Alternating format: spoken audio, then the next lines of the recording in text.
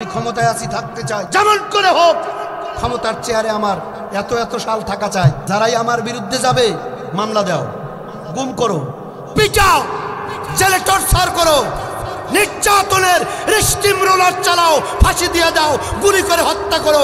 প্রয়োজনে যারা আমাকে বাদ দিয়ে আল্লাহর বিধান কায়েমের সংগ্রাম করে প্রয়োজনে চিকিৎসা করার নামে কোরআনের পাখিকে ইনজেকশন দিয়া পুশ করে বিদায় করে দাও। দেখছেন ষড়যন্ত্র উমাইয়ার। কোরআনের পাখি ছিল হযরতে বেলাল। কথা কি বোঝা যায়? এখন আপনাদের চিন্তাশীল মানুষ তাফসীর শুনতে এসেছেন, মিলাবেন, জ্ঞান খাটাবেন। উমাইয়ার মেজাজ খারাপ, যেমন করেই হোক আমার বিরুদ্ধে যে কথা বলবে তারে গ্রেফতার করো। আমি বলি বিগত দিনে চোর, ডাকাত, সন্ত্রাস, হাইজাকার, মস্তান, জেনাখোর তারা বুকের বোতাম এরকম খুলে দিয়ে বেরিয়েছে, কিন্তু আলেমরা অপরাধে নিরপরাধ আলেম ওলেমারা বছরের পর বছর, মাসের পর মাস, সপ্তাহের পর সপ্তাহ আল্লামা সাঈদীর মতো বিশ্ববরণ্য মুফাসসির ইকরাম 13টা বছর এই জালিমের মিথ্যা মামলায় আকৃষ্ট হয়ে জেল খেটেছে। আওয়াজ করে কথা বলুন, কথা ঠিক কিনা? সুতরাং বোঝা গেল, থামো, সুতরাং বোঝা গেল এরা যতই দাবি করুক মুসলমান, এরা ওই উমাইয়ার বান্ধবী। কথার জবাব দেন না কেন রে ভাই? উমাইয়ার বান্ধবী। কিয়ামত পর্যন্ত কোরআন আওলাদের বিরুদ্ধে যারাই লাগবে, পুরুষ হলে বন্ধু আর নারী হলে ওই স্বৈরাচারী উমাইয়ার বান্ধবী। কথা বলতে হবে, কথা ঠিক কিনা? প্রিয় ভাইয়ের আমার একটু মিলায় নেন। গোয়েন্দার লোকেরা বেলালকে, উমাইয়াকে বলল, ম্যাডাম যদি থাকতে চান মৌলবি ঠেকান। মৌলবি মানে হযরতে বেলাল। উমাইয়ার মেজাজ খারাপ, তারা গ্রেফতার করা হোক। উমাইয়ার পুলিশ চলে গেল। এই মানুষ নামের জানোয়ারেরা হযরতে বেলাল রাদিয়াল্লাহু তাআলা আনহু এবার তাকে গ্রেফতার করে ফেলল। হযরতে বেলালের অপরাধ কি? চুরি করেছে, ডাকাতি করেছে, মিথ্যা কথা বলছে, নাউযুবিল্লাহ। হযরতে বেলালের অপরাধ হলো আল্লাহর জমিনে জবান দিয়ে পড়েছেন লা ইলাহা ইল্লাল্লাহু মুহাম্মাদুর রাসূলুল্লাহ সাল্লাল্লাহু। এই কালিমা ঘোষণা দেওয়াটাই ইসলামের কথা, ইসলামের পক্ষে থাকাটাই ছিল হযরতে বেলালের অপরাধ। আমার ভাইয়ের, আমার মা বোনেরা, কলিজার টুকরা যুবক বন্ধুরা, কান লাগাও। হযরতে বেলালকে এবার গ্রেফতার করা হলো। শুধু গ্রেফতার করে নাই, ওই সময়ে মক্কা ভূমিতে আমার বন্ধুগণ হযরতে বেলালের কি করুণ পরিণতিটা তারা করলো, একটু কান লাগান। হযরতে বেলালের গলায় রশি লাগালো। উত্তপ্ত মরুভূমি বালুর উপরে হযরতে বেলালকে চিৎ করে শোয়ানো হলো। বেলালের বুকের উপরে পাথর তুলে দিয়ে ওই গরম বালির উপরে হযরতে বেলালকে শেষরায়া শেষরায়া নিয়ে যাওয়া হচ্ছিল। হাদিস শরীফের ভিতরে আসলো, উত্তপ্ত গরম বালুগুলো হযরতে বেলালের শরীরের পিঠের চামড়াগুলো জ্বলছে গেল। গোশত পুড়ে গিয়ে টপ টপ করে রক্তগুলো বেরিয়ে আসতেছে। হযরতে বেলালের গলায় রশি। হযরতে বেলালকে মক্কা নগরীর দুই দিকে পাহাড়, পাহাড়ের পাদদেশ, খালি জায়গা, উত্তপ্ত মরুভূমি জায়গা। এই মরুভূমির ভিতরে বালু, প্রচন্ড গরম বালির উপরে হযরতে বেলালকে শোয়ায় রাখা হলো। বিভিন্ন কায়দায় হযরতে বেলালকে নির্যাতন করে বলা হলো, রে বেলাল, এখনো সময় আছে। তুমি যদি ইসলাম ছেড়ে দাও, আল্লাহর কথা বাদ দাও, নবীর দল ছেড়ে দাও, নবীকে নেতা মানা বাদ দিয়ে আমাদের নেত্রী উমাইয়াকে মানতে পারো, তোমার চিকিৎসা করব, দেশে না হয় বিদেশে নিয়ে বাড়ি করে দেওয়া হবে, গাড়ি ফিরে করে দেওয়া হবে, যত সুন্দরী নারীর প্রয়োজন ওরে বেলাল তোমাকে দেওয়া হবে। তবুও তুমি মুহাম্মদ সাল্লাল্লাহু আলাইহি সাল্লামের রাজনীতি বাদ দিয়া ওই স্বৈরাচারী নেত্রী উমাইয়ার রাজনীতি করো। দিন ভাইয়ের আমার, সমস্ত কুপ্রস্তাবগুলো রিমান্ডে নিয়ে বেলালকে দেওয়া হচ্ছে, ঠিক কিনা? গত 16 বছরে মিলায়া দেখবেন সমস্ত আলেম ওলামাদেরকে গ্রেফতার করে রিমান্ডের ভিতরে একই কায়দায় প্রস্তাব দেওয়া হয়েছে, কোনো সমস্যা থাকবে না, যত টাকা লাগে দেওয়া হবে, যত গাড়ি লাগে দেওয়া হবে, দামি গাড়ি দেওয়া হবে, শুধু আল্লাহর কথা, ইসলামের কথা, কোরআনের কথা আর ইসলামী আন্দোলনের কথা বলা যাবে না। কথা বুঝেন আপনারা? কথার জবাব দেন, ঠিক কিনা? একই কায়দায় কুপ্রস্তাব দেওয়া হয়েছে। যারা ইমানদার হাসতে হাসতে ফাঁসির রশি গলায় পরে নিয়েছে, জীবন দিয়ে শহীদ হয়েছে, বাতিলের প্রস্তাবে রাজি হয় না।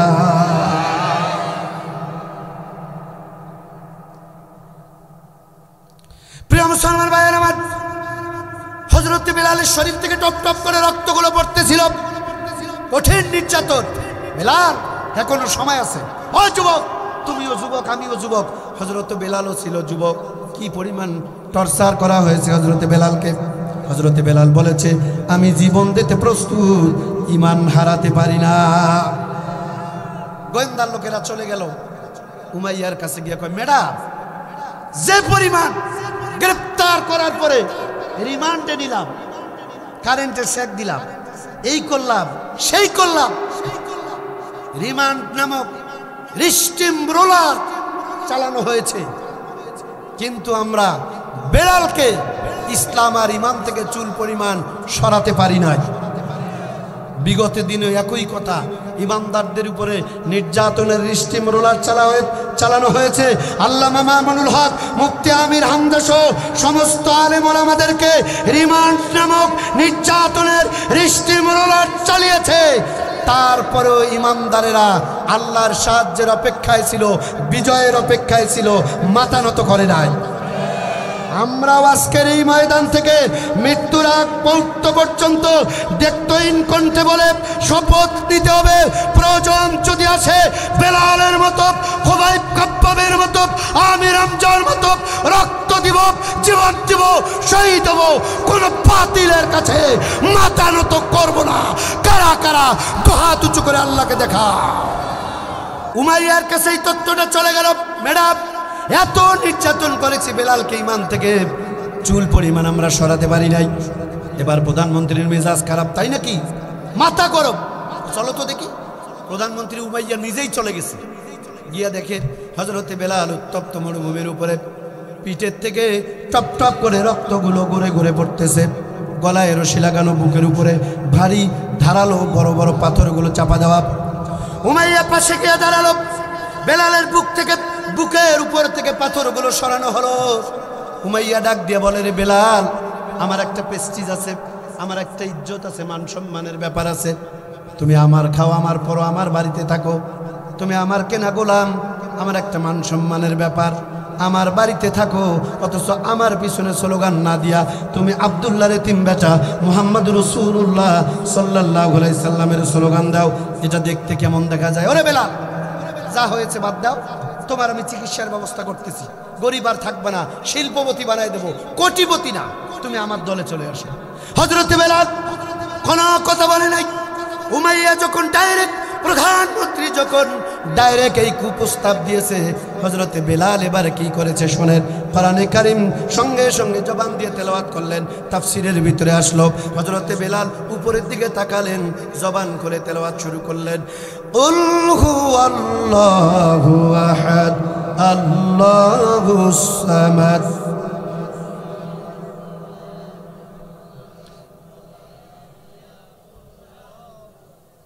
আমার ভাইয়েরা, হাদিস শরীফের ভিতরে আসলো, হযরত বেলাল উমাইয়ার সামনে, তার গোয়েন্দা, তার প্রশাসনের সামনে হযরত বেলাল রক্তাক্ত চেহারা নিয়ে সঙ্গে সঙ্গে ঘোষণা দিলেন, একবার না, দুইবার না, তিনবার সূরা ইখলাস উমাইয়ার মুখের সামনে তেলাওয়াত করে জানায়া দিল, ওরে উমাইয়া, আমি বেলালের দেহের ভিতরে এক বিন্দু রক্ত থাকাকালীন ঈমান ছাড়তে পারি না।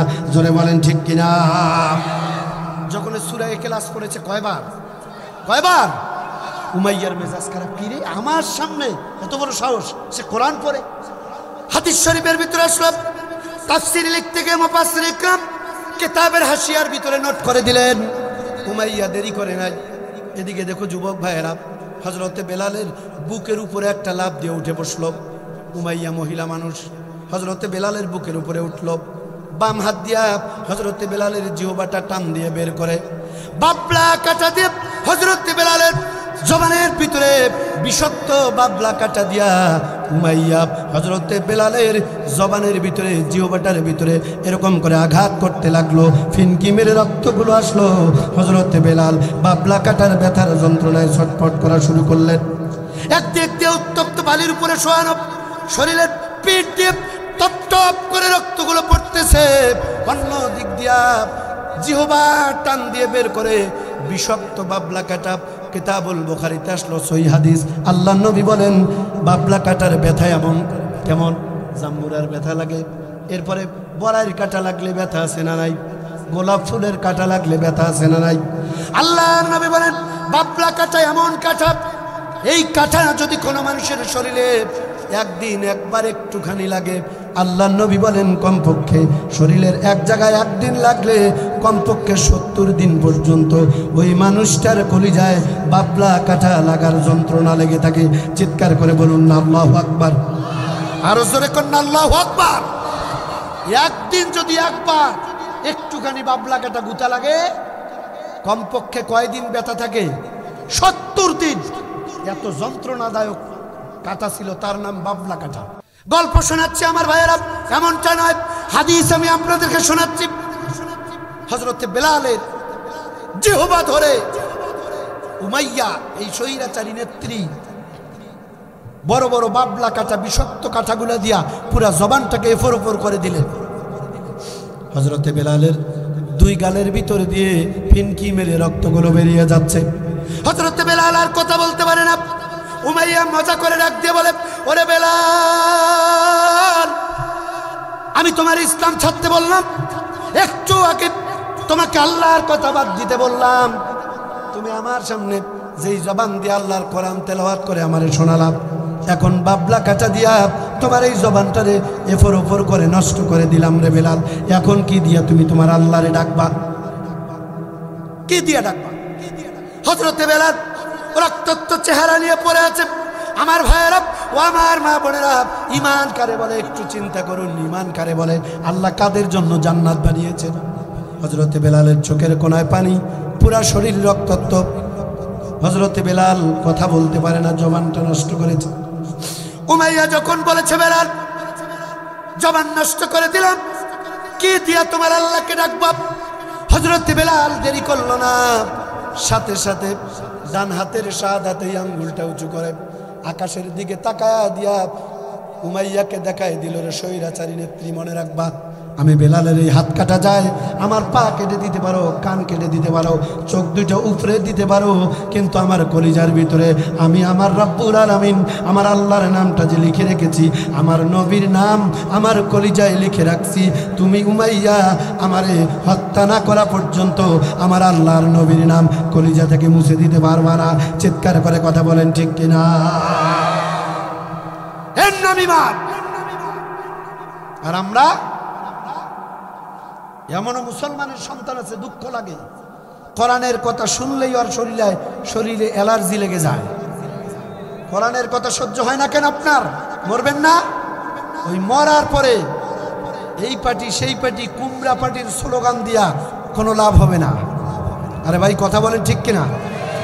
সম্মানিত বন্ধুগণ, আমি আপনাদেরকে বলি, আমরা আল্লাহর গোলামেরা, আজ হোক কাল হোক মৃত্যুর চিঠি যখন আসবে, ইন্তেকাল করে যখন কবরে যাওয়াই লাগবে, আমরা কোনো দল বুঝি না, মত বুঝি না।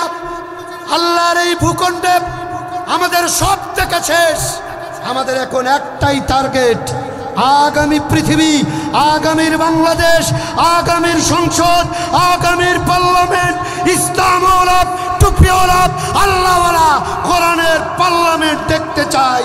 কারা কারা হাত উঁচু করে আল্লাহকে দেখা দে।